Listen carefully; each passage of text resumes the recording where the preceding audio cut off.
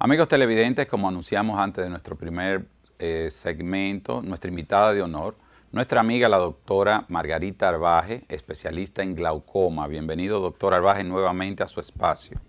Muchas gracias, doctor, por la invitación y por permitirme hablar sobre mi tema que me apasiona, el glaucoma, en su programa. Doctora, ¿qué es el glaucoma? Ya que usted entró en tema de una vez, cuéntenos, ¿qué es el glaucoma?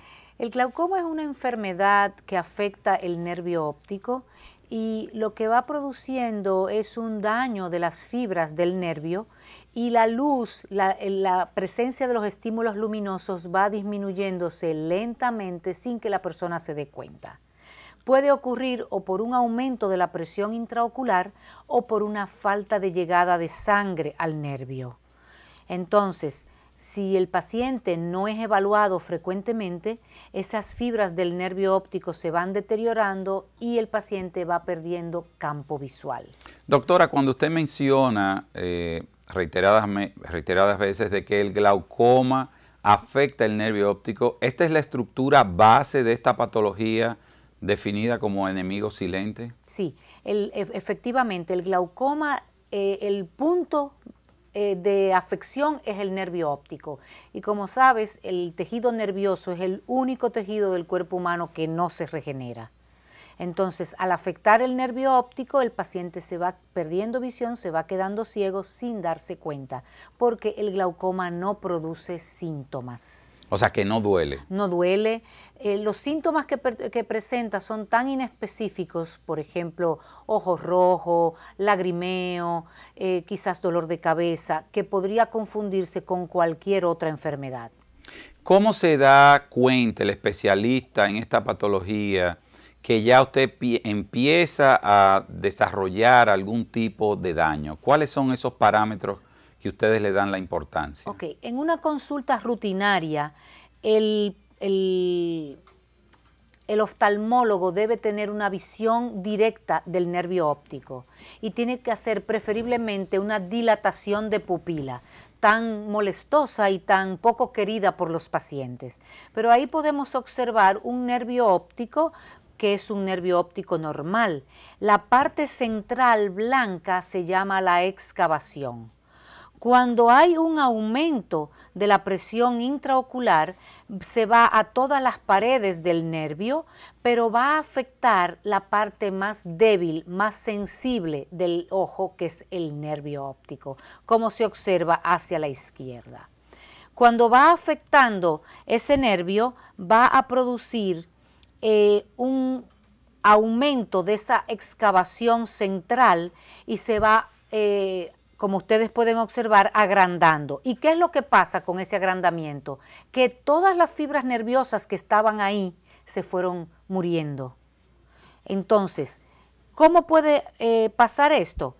Por ejemplo, aquí vemos cómo el humor acuoso que se origina en los procesos ciliares va a salir hacia la parte anterior del ojo y se va a drenar por un canal que se llama canal de Schlemm. ¿Esto tiene que ocurrir espontáneamente y de una manera continua, esa salida de ese líquido? Sí, es una circulación constante, una producción y circulación y salida constante. Cuando hay algún problema, que hay una obstrucción en la salida o hay mayor producción del humor acuoso, entonces ocurre lo que vimos anteriormente, que empieza a aumentar la presión dentro del ojo. Doctora, un término muy común que muchas veces los pacientes cuestionan es sobre ángulo abierto, ángulo cerrado.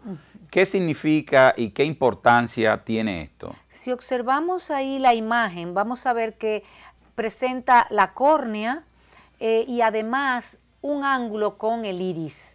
Esa unión donde se unen se llama ángulo de la cámara anterior y eso puede ser abierto, estrecho o cerrado y va a tener cambios en el tipo de glaucoma que el paciente va a presentar y en el tratamiento que se le va a dar a ese paciente. ¿Esta estructura es vital analizarla en la evaluación del paciente con glaucoma? Claro, existen 3 elementos que no pueden pasar desapercibidos en un paciente que se evalúa o se sospecha por glaucoma. Una es el ángulo, como usted bien dijo, doctor.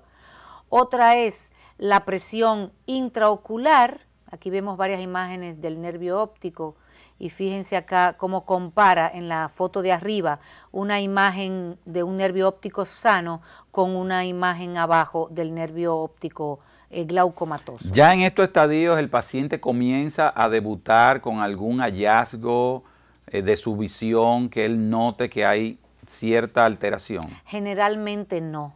El paciente no nota que hay deterioro de la visión hasta que el campo visual no se va deteriorando como el que vemos en pantalla.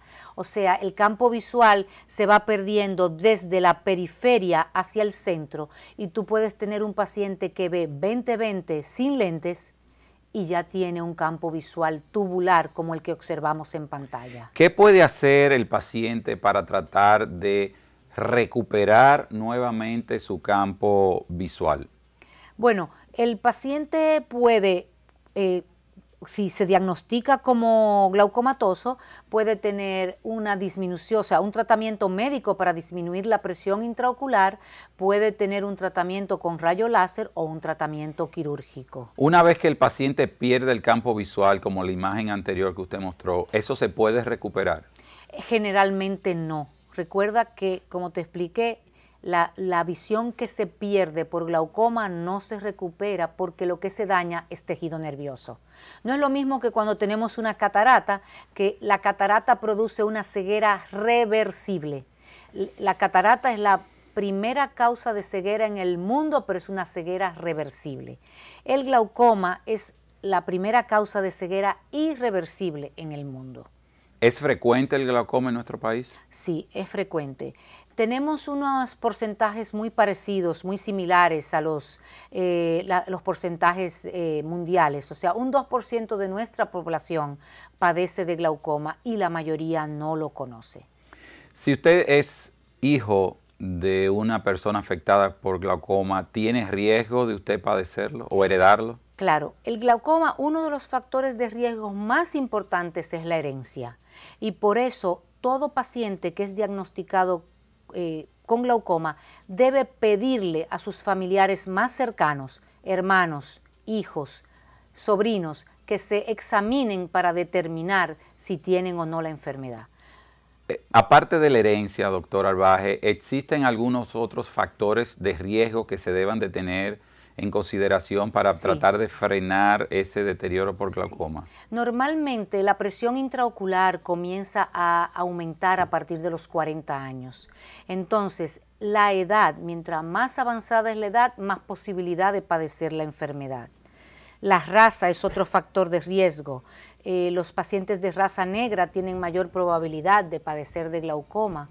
Pacientes con diabetes, pacientes hipertensos, pacientes con problemas de tipo vascular, de circulación periférica, los miopes también tienen mayor probabilidad de padecer glaucoma, y hay condiciones como es el tabaquismo y el alcohol que también podrían predisponer a eso, y el estrés. Doctora, cuando el paciente llega a una consulta de chequeo, como dicen, yo vine a chequearme, ¿cuáles son los parámetros que ustedes deben de tomar en consideración en una primera consulta para determinar que ese paciente tenga o no tenga daños o potencial daño de glaucoma? Lo primero, que después de una buena historia clínica, sabiendo si tiene alguna enfermedad el paciente y si los antecedentes familiares también, es el tomar la visión. La visión por un lado, y también la presión intraocular.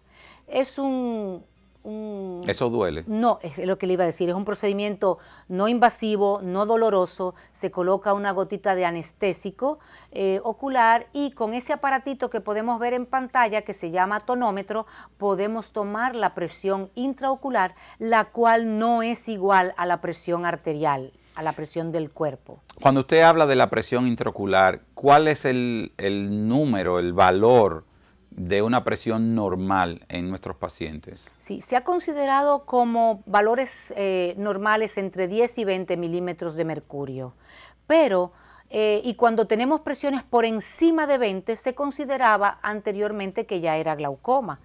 Esto ha cambiado con el tiempo. Tenemos pacientes con presiones de más de 20 milímetros de mercurio que no tienen glaucoma, sino que son hipertensos oculares. Y tenemos pacientes con presiones dentro de los límites considerados como normales que sí pueden padecer de glaucoma, que es lo que se llama el glaucoma de tensión normal. Y en este caso, el mecanismo o lo que produce el glaucoma sería la falta de irrigación del nervio óptico. ¿Tendrían el mismo manejo para tratar de frenar el deterioro de la visión cuando existe presión elevada o la presión normal? Verdaderamente, el único parámetro que podemos modificar es la presión intraocular. Y hay estudios que han determinado que aunque el paciente tenga presiones consideradas como normales, bajar la presión ocular es un beneficio para ellos, aunque usted dio una noticia hace un momentito que bajar la presión arterial podría empeorar los glaucomas de tensión normal. Doctora, cuando se habla de presiones nocturnas y en la noticia hablaba de esto, ¿influye esto en el deterioro o la progresión de los pacientes con glaucoma?